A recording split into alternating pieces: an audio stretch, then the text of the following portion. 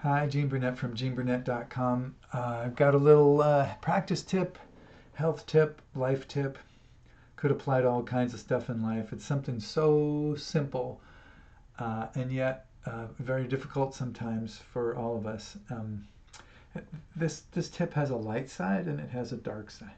A dark side. A light side and a dark side. Okay, the light side is, hey, if something helps you get through a difficult time, keep doing it.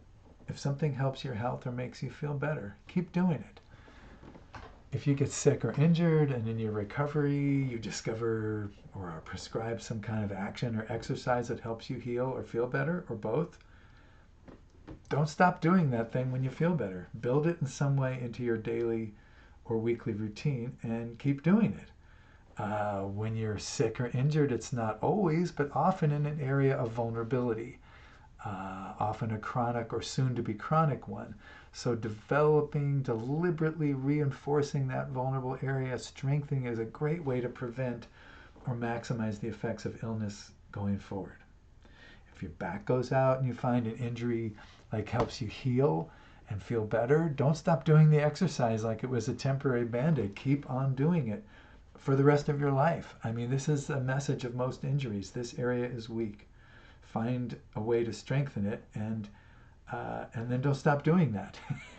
If you have a chest cold and you find that taking deep but deliberately relaxed deep breaths on a regular basis helps you with your cold, don't stop doing it. Keep taking relaxed but deliberately deep breaths on a regular basis.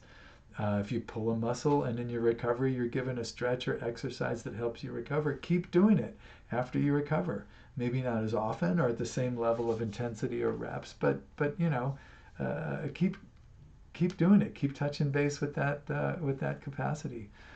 If drinking a tall glass of water every morning helps you during a kidney stone episode, keep doing it after the stone has passed. If what you don't move or use, you lose, and what you do use or move will be assigned more and more of your body's resources, which is about the best it can do for you. I mean, some people say intent leads energy. I would say intent leads resources of all kinds. You want to call it chi or circulation or presence or nerve flow, blood flow, whatever it is. If you've got resources in you and you focus your intent on something, your body will rally those resources and help you manifest that intent. You might not have the resources to manifest that intent. If you want to do a backflip, your body will do its best to manifest that intent. But if you don't have the resources to do a backflip, you're not going to be able to do one. So if taking walks improves your mood during a depressive or anxious period of your life, don't stop taking walks when you feel better. Now, things can change and something life-changingly beneficial might not be so anymore. And some things are definitely best indulged in for temporary, benefits, not the long-term viability. So if taking 4 ibuprofen every 4 hours helps you through a massive headache, it doesn't mean keep taking 4 ibuprofen every 4 hours. But we all have to figure this out. But I do heartily recommend that when some activity helps your condition, whatever it is, that you keep doing it. At least experiment with continuing to do the thing after it, makes you feel better. It's amazing, as a teacher, I show people something that helps something feel better in their body or whatever, and you see them later and you say, hey, did that help? Yeah, it helped. I feel much better. Yeah, yeah. And then you see them later. I'm back to, it hurts again. Why? Did you stop doing that thing? I said, yeah, they stopped doing that thing. So try not to stop doing the things that feel good and that make you feel better. So now the dark side. If you feel compelled to, if you feel compelled to continue doing something that is not making you feel good, or if something does make you feel good and you just feel compelled to stop doing it, even though it makes you feel good, I would seek therapy or some kind of major change of some kind in your life, because if self-care is difficult to maintain, what are you caring for? What are you spending your time and energy doing and caring for? Are those things improving your life? If not, why are you doing them? There's always there's almost have to be some painful feelings waiting for you in there if you do that work of figuring that out. But there is also real pleasure on the other side of that. Self-care should be easy. It's yourself. You care about yourself, so give yourself what it needs. It's pretty simple. But if you're doing something unhealthy and if you're doing something unhealthy and you know that something will help you be more healthy, and you're unable to do that, yeah, you need to get some help, because on some level you're a stranger to yourself. Something inside you is pulling those strings. There's a reason why you can't eat better. There's a reason why you can't exercise. There's a reason why you can't do these things. And it's got something to do with something that you're not conscious of that's pulling those strings. My experience is that when something outside of me seems to have like a hold on me, it's actually me unconsciously holding on to it. It doesn't hold me. I'm holding it. I'm just not conscious of it. So my mind experiences that it's holding me. This thing has a hold on me. It could be a person, it could be an activity, it could be a drug, it could be whatever. But when that thing has a hold on me, I know that I am holding on to it. I'm just not conscious of it.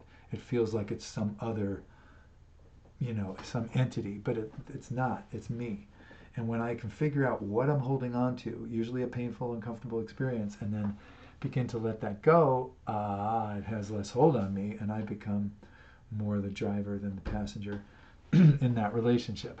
So if something helps you during a difficult episode, and then the crisis, the pain goes away, the main thing is helped by this activity, but then you don't keep the activity going, I would recommend some kind of self-inquiry there, some kind of therapeutic process, because really, if you don't care for yourself getting older, like if you can't stop eating junk food, let's say, your life is going to get more and more uncomfortable, more and more painful, more and more difficult, and you're not going to have an easy exit because your body is clogged with all that junk.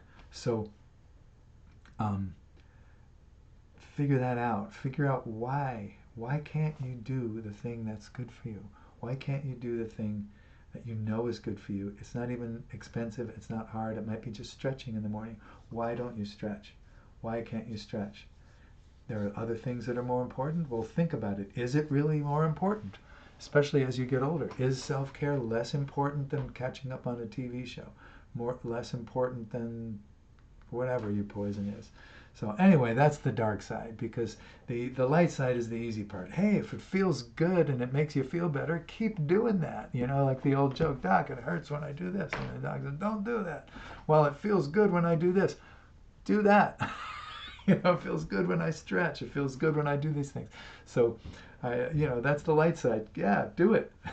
But the dark side is there might be you might not feel you deserve to feel better, or you might feel very attached to one pleasure or another and you're afraid to give it up, and that fear, I'm afraid, what is that?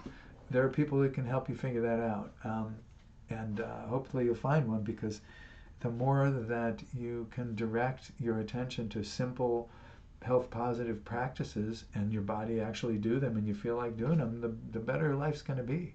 If you've got real resistance to healthy practices, it's worth a look, because something's going on in there.